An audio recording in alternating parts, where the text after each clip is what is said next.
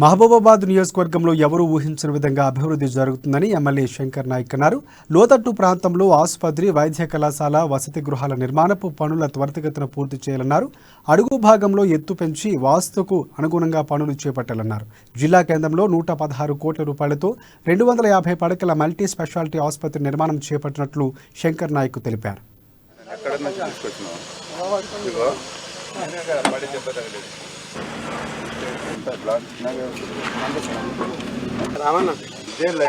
Care hospital, అలాగే upgradation hospital, medical college, boys and girls hostels కావచ్చు, ఇవన్నీ inspection చేయడం జరుగుతుంది.